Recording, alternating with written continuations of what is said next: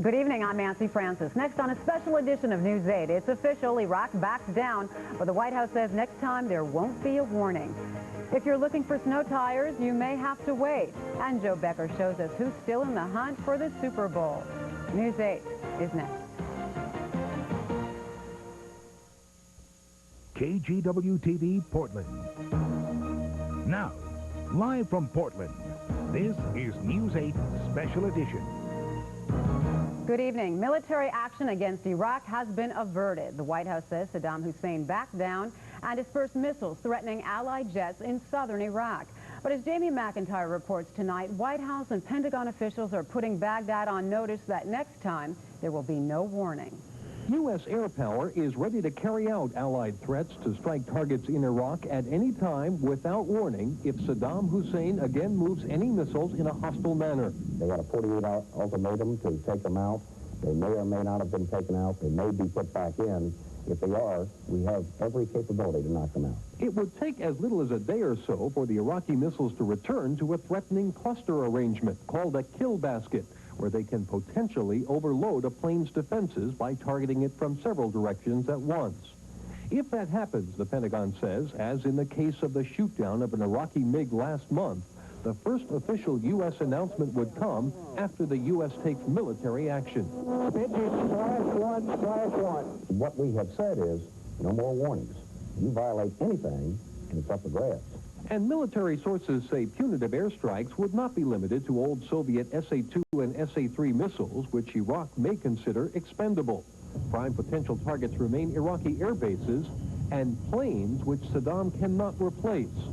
For the last 2 days, Pentagon officials said cloud cover obscured the view of 5 offending missile sites below the 32nd parallel. But Navy pilots flying off the U.S. aircraft carrier Kitty Hawk reported clearing skies, as did weather satellite imagery. Now, some defense officials admit U.S. surveillance had a good idea of what was happening, but that the clouds may have provided some political cover while the information was assessed. The Pentagon says the offending Iraqi missiles are in transit and so pose no threat to U.S. planes, while officials here say that might not technically comply with the Allied demand to return the missiles to their original locations. They say the U.S. made a judgment call that the missile dispersal met the spirit, if not the letter, of the ultimatum. Plus, one senior official concedes the U.S. is uncertain exactly where some missiles came from. Jamie McIntyre, CNN, the Pentagon. The Chicago suburb of Palatine, Illinois is in shock tonight, stunned by the tragic murder of 7 people at a fast food restaurant. Police found the bodies inside Brown's Chicken Restaurant early this morning. The victims, 1 female and 6 males, reportedly worked at the restaurant. Police say the 7 were killed, shot to death sometime after the business closed late last night. Fellow employees say the back door was usually left unlocked at night until the last worker left. I never locked it whenever they had me closed, which is rarely. Nothing really bad ever happened around here, so, I mean, nothing, like this, well, even close to this happened. As investigators search for clues, friends and relatives gathered outside the restaurant, trying to figure out from the cars in the parking lot who had been killed. There is still no word tonight on who will take over the helm of Oregon's Senate. The Democratic majority met for a second day today behind closed doors, trying to choose a Senate president. They're hoping to come up with a leader before the legislature convenes on Monday.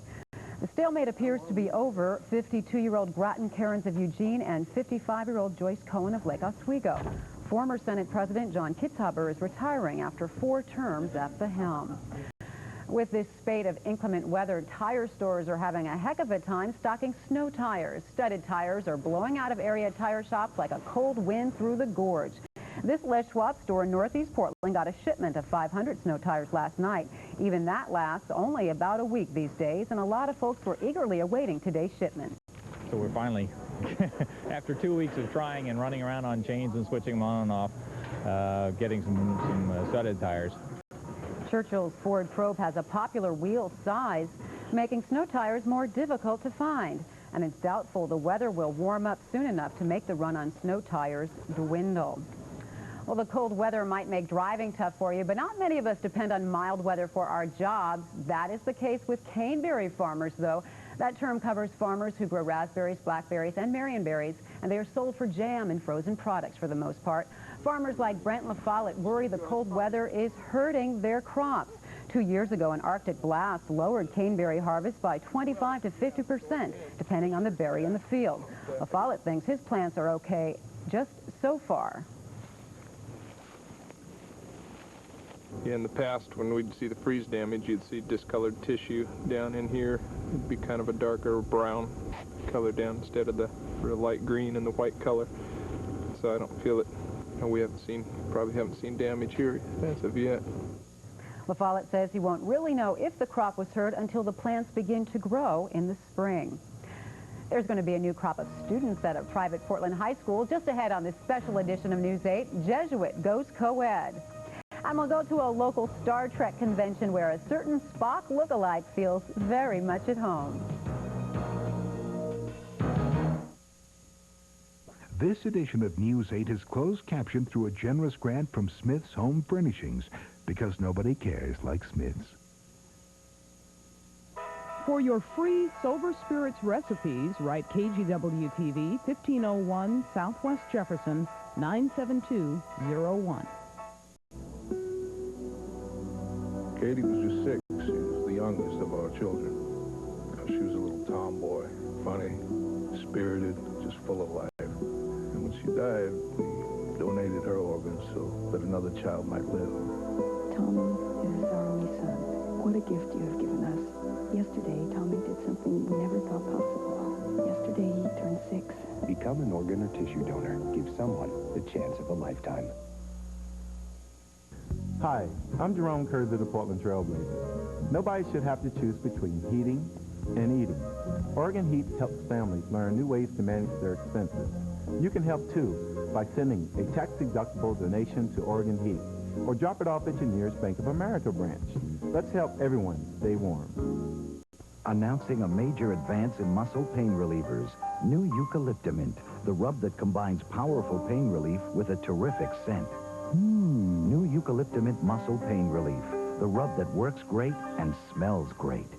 Dieters have different needs, so Accutrim created different formulas. My appetite was humongous before Accutrim Maximum Strength. I would lose my willpower after 3 p.m. until late day. If it weren't for 16 Hour, I'd eat all day and all night. Accutrim, one is right for you.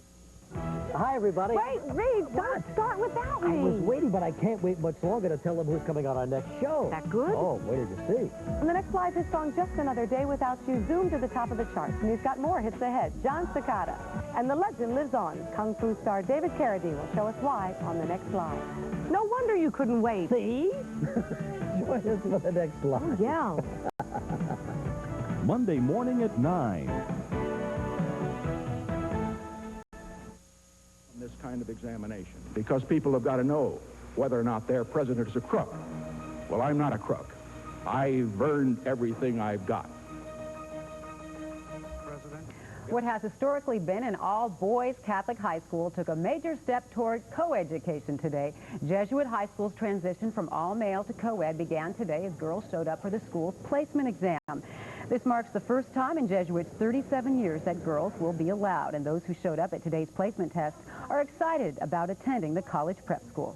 Well, I think it's going to be really great because I go to a public school, and so it's going to be a big change for me, and I want the challenge.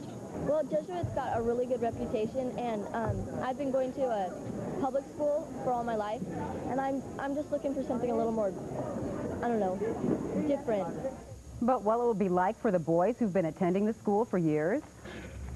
They'll probably feel a little uncomfortable at first, but I think they'll probably like it. The Catholic school is expanding its campus to make room for the new students. Currently, 590 boys attend Jesuit, but with the expansion, it can handle now up to 950 students. Star Trek, the original and the new generation, seems to appeal to all ages. The television show, the movie, the characters have all taken on a life of their own. Well, tonight, News 8 reporter Ann Jager introduces us to one man's science fiction alter ego. We were talking about this in my beginning class. Terry Hutchinson teaches ceramics class at Lake Ridge High, a regular guy in a regular job. When you're raising the clay, you got to pull that much more in center than if you just let it come up freely. But there's something else about Terry Hutchinson that sets him apart. Can you see it? Look a little closer. Yeah, there it is. Lots of folks say he looks just like... How about a Spock? fascinating. Well, close enough to be the Vulcan's double. We see it. Did you find my picture here? So we thought it might be fun to follow Hutchinson, or Spock, at the Star Trek convention. Live long and prosper, my friend. The resemblance even fools the faithful. Yeah, we thought he was really it. Looks the most like Leonard Nimoy of anybody I've seen. Do you wish that you looked more like Spock? Well, I'm working at it. Maybe in another year or two, I'll work myself up. I'll work up to maybe his level. Here, being a lookalike is prestigious. Oh, live long and prosper, ladies. Trekkies exchange pleasantries, How you doing? ask for autographs, pose for pictures. Well, I'll let you get back to your duties. It was nice talking with you. And all with a man who looks like a man who plays an outer space creature on an old TV show. Now that's a Vulcan mind meld. Let's listen in on one of their conversations. Spock seems to be like a superior, intelligent, and physically superior being than Kirk, so why isn't Spock the captain? That's mutiny on the Enterprise. But in reality, as Spock, Hutchinson has noticed some quirky traits in Earthlings. Normally, we don't approach strangers in our culture. And being in costume gives me the opportunity to go up and meet people, to interact, say, hi, how are you, where you're from. Live long and prosper, my friend. Terry Hutchinson, the teacher, may retire in 3 years, but as Spock, Hutchinson hopes he lives long and his pocketbook prospers. Ann Jagger, News 8.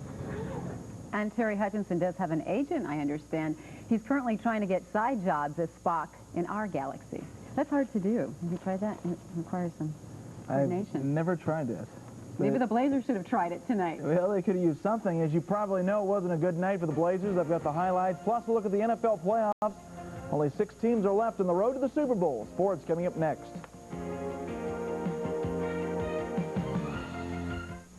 When they met, Jules was 60 and Bobby was 20. Believe me, it was the best sex I've ever had. Now she's 42, he's 82, and 20 years after their wedding, they're still going at it. How many times do you have sex? At least twice a week. And in the beginning, it was 3 times a day. Julie's 99, Rhonda's 37, and they're also happily married. I want to be with them all the time. She says, my husband's 99 years young. Next Sally. Monday at 4 on Channel 8. At this time of the year, when the weather often becomes the top story, and with Portland experiencing one of its most bitter winters in recent history, things aren't about to let up. When the snow starts to blow, News 8 Weather will tell you how much will come down and how you should get around. Will you need your chains? Should you plan an extra half hour to get to work? If the weather is going to affect you, you'll want to know how and when. So turn to us at News 8 Weather, your foul and fair weather friends.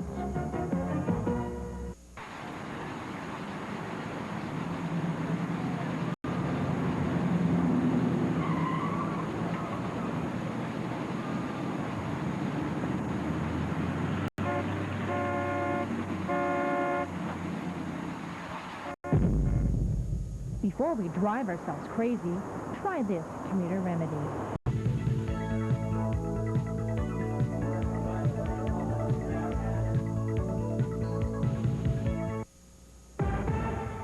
There's a reason more people go to Sears for a new battery. Can't believe I left my lights on. Only Sears has the Die Hard. Sears is so confident of Die Hard starting power, if you need a jump, Sears will do it absolutely free. Anytime, anywhere, even if you leave your lights on. Got stranded once. Never again. You can count on Die Hard. More power when you need it most. The Blazers were hoping to finish their Texas road trip with a perfect 3-0 mark, but not this time. Spurs are playing well, and they whipped the Blazers by a score of 109-93 at the Hemisphere in San Antonio. Blazer guard Rod Strickland making his first return to San Antonio since he joined the Blazers. Rod had a pretty good game. He had 20 points, including this jumper. But the Spurs were tough at home. Sean Elliott had 18. Nice drive here. And watch David Robinson on the next play. Gets the ball underneath and jams it home. And he is fouled on the play. Robinson, some kind of player. But off the break, it's Rod Strickland of Buck Williams. He hammers it home, and the Blazers were up by 4, 25-21. Then Jerome Kersey beats the shot clock, banks home a 3-pointer. Blazers were looking pretty good. The Spurs scored the last 7 points of the first half. Dale Ellis at the buzzer. And new head coach John Lucas liked that. It was 50-45 at the break. Robinson had an incredible game, 32 points. He gets 2 more in the slam, and then he gets the block underneath, and then it's a fast break for the Spurs. And this is Avery Johnson. Great move, and he scores. The Spurs going to win it by 16, 109-93. They're now 7-2 in their last 9 games. Meanwhile, the Bulls had their problems in Philadelphia. Michael Jordan gets the ball, has it knocked away. Jeff Hornacek takes it in and scores, and the Sixers pull off the upset and beat the Bulls by 13, 104-91. Elsewhere in the NBA, New Jersey whipped Washington by 45. Shaquille O'Neal had 30 points, 20 rebounds, 8 block shots, but Orlando lost to Indiana by 16. Cleveland had an easy time with Minnesota. Golden State beat Detroit 108-104, and Utah rolled on Dallas. The final there 106-84. Well, the Beavers are starting to roll. Oregon State beat Cal 64-63 at Cal today for their 4th win in a row. Brent Berry sank 2 free throws with 15 seconds to go, giving Oregon State the win. The Beavers are now 6-5 in the year. They are 2-0 in the Pac-10. Elsewhere in the Pac-10, the Ducks are playing Stanford, and that game is just underway down at Stanford. The other Pac-10 action, UCLA held off Arizona State, and Arizona beat Southern Cal 81-73. Only 6 teams are left in the NFL playoffs, but not the world champion Redskins.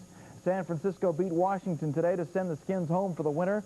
The weather wasn't great at Candlestick Park in San Francisco, but 49er fans were ready for a great game, and that's what they got.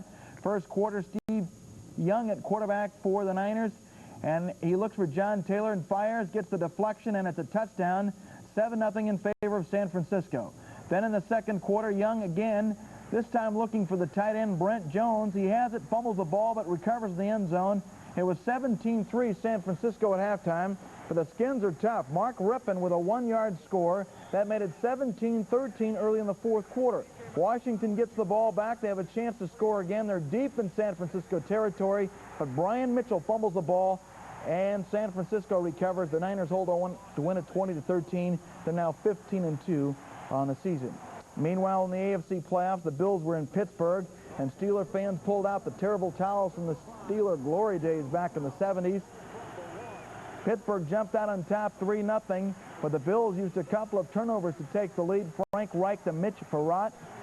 It was 7-3. Key play, still 7-3, and Richard Shelton could have intercepted for the Steelers and gone for the touchdown, but he dropped the ball, and on the next play, Reich hits James Lofton for the touchdown, and the Bills go on to win this one big, the final 24-3. They will now meet either Miami or San Diego in the AFC Championship.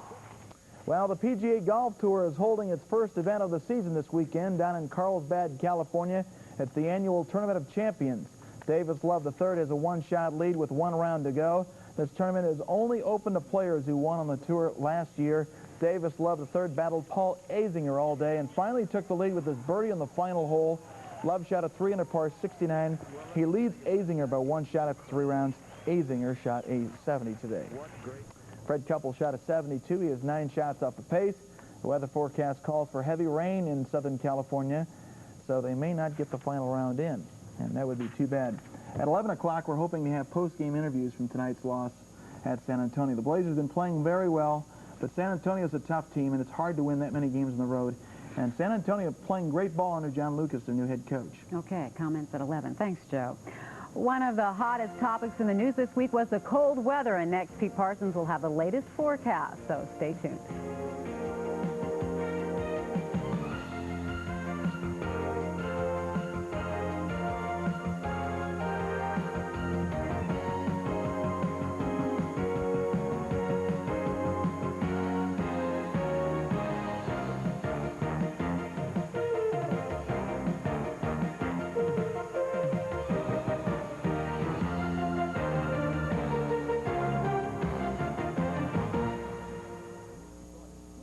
Just when you thought it couldn't get any worse, on the next Good Evening. I didn't think I'd get out of the water alive.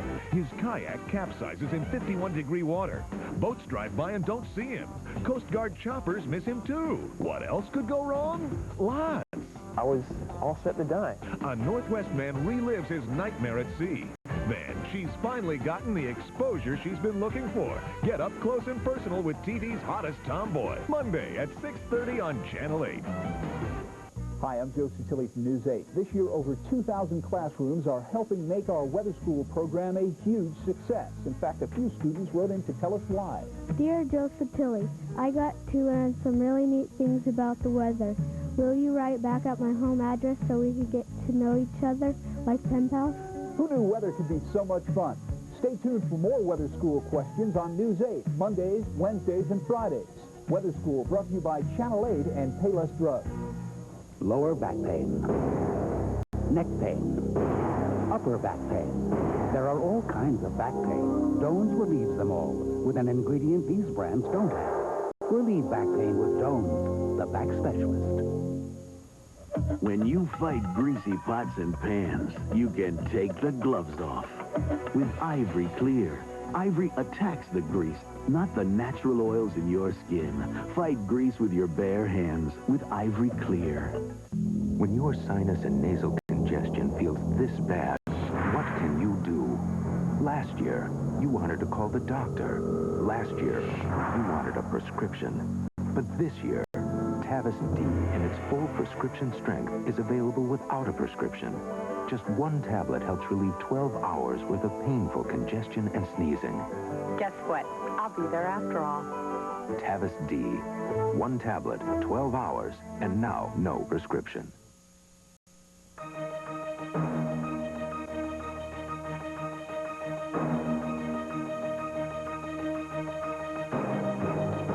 Portland may be escaping the snow, but the nation's capital is not. Snow fell in Washington, D.C. today, turning the city into a winter wonderland.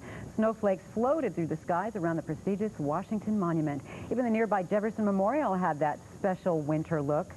Unlike some other sections of the country, the snow in D.C. did not create any major problems. People just took it in stride. And we're getting a little better at it, too. We're getting more experienced, anyway. It's not as big a deal now as it was a couple of weeks ago. People getting used to having the snow around, and we're going to have the cool weather around for a little while longer. It's the transition out of the cold air that usually causes the biggest problem here in the Portland area. If you've lived here for a long time, you certainly know that. You saw on this day in history back in 1980, we had some snow. Same story in 1979 on this date. Both of those weather patterns are very similar to what we have now. We had cold air over us, and we made the transition out of the cold air and got snow and freezing rain. We may do that later in the coming week, but the next couple of days we're just going to sit in the cold air and enjoy it, I guess, and just kind of bundle up and try to stay warm. Here's a look at our current conditions outside. It is cool out there. Clear and 31 degrees, and east wind at 21 miles an hour, gusting to 35 right out of the gorge. That takes the wind chill factor. That's the temperature your skin feels due to evaporation of your moisture on your skin when that wind hits your skin directly, down to 5 degrees above zero. So cover your exposed skin areas if you're going to be out for any length of time. Pressure's holding steady at 29.90. High temperature today up to just 37 degrees. That's half a dozen below normal. Low this morning at 28. That's a long way from the record. Rainfall or snowfall, none. For the day, we're behind for the month, and we're behind for the water year, which begins on October 1st. There's the track on that. We're almost 4 inches behind so far for this water year, but plenty of snow in the mountains. That's good news. Freezing level at 1,400 feet over Salem this afternoon, but that is certainly back down on the surface tonight. Satellite picture shows an upper-level low-pressure area, which has moved in, and, of course, it missed the Portland area. It kind of spun around. Well, Tigard and Beaverton got an inch of snow yesterday, and McMinnville reports up to 5 inches, but it went right down the coast, producing some snow on the northern and central coast, even Pacific City hitting 3 inches of snow yesterday from that, and then moved down, and then now it's kind of kicking some moisture into eastern Oregon. Klamath Falls and Lakeview have both picked up an inch of snow today. Just kind of went right around the Portland area. We have a big pool of cold air in the upper atmosphere right over the top of us, and that's just going to spin around and keep us cold for the next couple of days, and it's also going to continue to spin moisture into mainly southern and eastern Oregon for a chance of some snow there right on through the weekend. Here's a look at the snow that was on the ground as of this morning. Not all these stations report in the afternoon, so it's tough to get updates. Eugene had 3 inches, Salem 4. Eugene has melted an inch off of that today. 22 inches at Klamath Falls, 36 at Lakeview. Again, they've each picked up an additional inch. A lot of snow cover east of the Cascades, and the sky's clearing out over there. Temperatures really are dropping down, and if my button here would work, we'd be able to look at those. You may have to switch the maps from upstairs up there so I can get to the next weather map. We have temperatures very, very cool east of the mountains. 14 degrees was it in John Day, 14 in Redmond, 30s west side, and with that east wind coming down the gorge, temperatures are just having a tough time making it up, and once the sun goes down, the temperatures drop right back down along with it. 8 o'clock readings looking like this: 31 degrees at Portland, 26 Salem, 19 degrees Eugene, so already really cooling off in the valley. East side, 10 degrees below in Burns, 9 degrees over in La Grande, 3 below in Baker City. There are going to be some snow showers, which will help to keep those temperatures up just a little bit, but very cold readings east of the mountains. Frigid air across the northern plain states. Big snowstorm, up to 2 feet of snow across Nebraska with drifts up to 6 feet high. Freezing rain along the southern edge of that from eastern Oklahoma back up through the southern Great Lakes. All that mess moving to the east will produce some snow into the eastern seaboard by late tomorrow. Even New York City could see just a little bit more snow. They had just a little bit, as you saw in Washington, D.C. today. 8 below for a high temperature in Bismarck, 4 below in Great Falls. That's that very cold air, the boundaries where we're seeing the freezing rain and snow. 49 degrees with just some rain down in Atlanta. Here's the big picture, and it shows an upper level low right over the top of us. It's going to continue to have some snow shower activity south and east sections of the state right on through the weekend, but generally dry weather for us. Small craft advisories are up along the coastline tonight. Very cold west side, bitterly cold east of the Cascades, 13 to below in Burns. Tomorrow some snow showers and some sunbreaks east side. Sunshine west side once again with some east winds in the gorge. 30s west side for highs is it. We'll be lucky to struggle to the teens east side. Here's the forecast for the Portland, Vancouver metropolitan area. Clear, cold, and windy tonight with east winds out of the gorge 15 to 30, the low at 24 tomorrow. More sunshine, but continued windy and cold, much like today with a high of 36. And the 5-day forecast keeps us dry through about Tuesday. Then a chance of some warmer air trying to move in here for some snow or freezing rain toward the end of the week. As we get closer, we'll try to pin that down for you, but we're not out of the woods yet. All right. Thanks, Pete. We'll talk about cold competition next on News 8, striving for snowy excellence.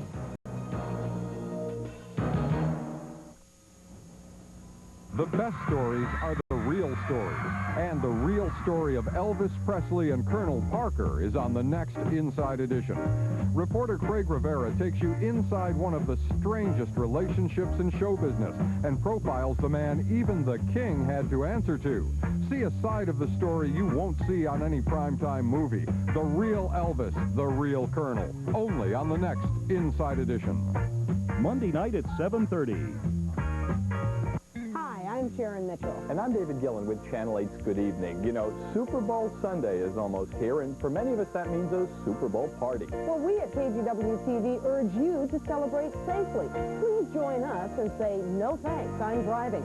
You can get your free No Thanks, I'm Driving button by writing us at KGW TV, 1501 Southwest Jefferson, 97201. And with your help, the only collisions we'll see are on the football field. Oh! Nice catch.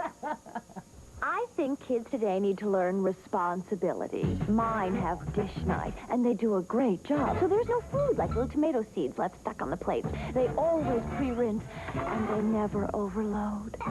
No matter who does the dishes, Cascade does the dirty work. Dishes washed without sheeting action are left looking dirty. But Cascade with sheeting action gets them so clean, they're virtually spotless. Perfect. Every night should be dish night. A contest in Colorado this week pitted human against snow. People from around the world spent day after day chipping away for a championship. Rod Elisha explains. Let the competitions begin. There was a mini cannon blast to start the snow sculpting competition Tuesday. And another blast to end it today. In between, 14 international teams of snow sculptors hacking, slicing, and smoothing huge snow blocks into sculptures like this. The American International Snow Sculpting Fest is considered one of the premier events of its kind in the United States. The commands from team captains come in many languages, but the universal language of snow is generally spoken here. The arm can fall off and you can build it right up again. That's the insider information there. But the sculptures range from Art Deco to Art Nouveau, and everything in between. The hoped-for masterpieces are carefully planned out, drawn, sculpted, and titled. Aside from short breaks, these sculpting teams have been going day and night. Their only payback, these ribbons, and a feeling of satisfaction for their masterpiece. And the winners, Team Japan, for this piece entitled White Symphony. Second place goes to a team from Moscow, Russia, for To Love or Not to Love, ? And third place, the Breckenridge, Colorado team, for this one simply entitled Note. In Breckenridge, I'm Rod Elisha for NBC News. That's a lot of snow. We're not going to get anything like that this week, are we? I don't think so. Those look nice, though, don't they? Oh, yeah. Very pretty. Beautiful. I would have put my snowman up against him any day. See you at 11. Good night.